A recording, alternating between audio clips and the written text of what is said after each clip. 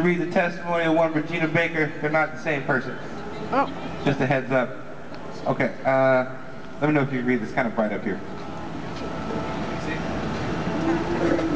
Good afternoon, everyone.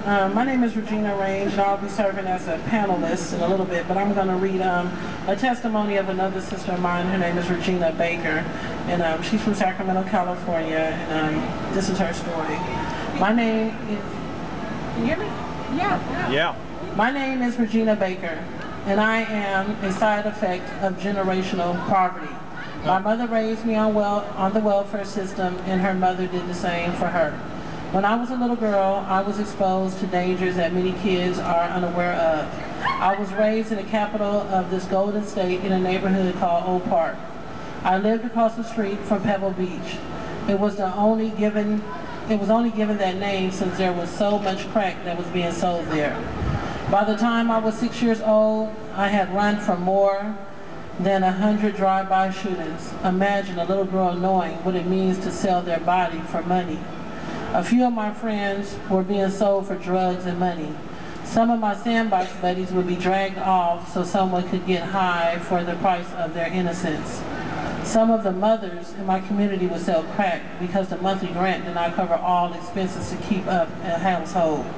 As a result, many of these mothers became addicted, causing more pain and turmoil. I suffered from PTSD as a result of poverty and live in an area of high levels of crime. I was sexually abused. Most kids I knew were being sexually abused, and so was I. Sex was so casual that we thought it was normal to have sex at any age. It was morally wrong, but we only knew give in or someone would rape us. Children would rape other children, and no one would really call the police since the police were something we fear more. I never knew any of it was wrong and that I was violated. Poverty breeds ignorance that allows us to accept wrongdoing. There are side effects of living below economic standards such as depression, low self-worth, ADHD, and obesity. As a little girl, I did not have the chance to learn the morals and values. Most girls grew up learning social standards. I was busy trying not to be killed.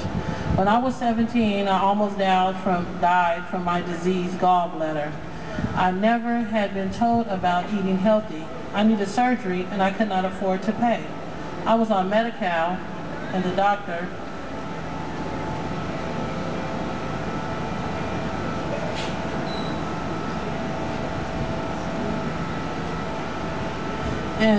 the doctors made me wait so long that my liver became infected. I waited almost a year before my doctors took action. Do I not matter to anyone in this world?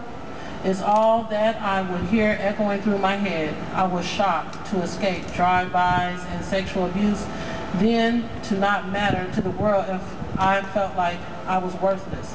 I grew up angry since I felt I never had a childhood, and it was stolen from me because I was poor and black. I tried to keep moving on with my life, but this poverty thing wore me down more than I understood. I am now a mother, and I am stopping a negative cycle that I refuse to be a part of anymore.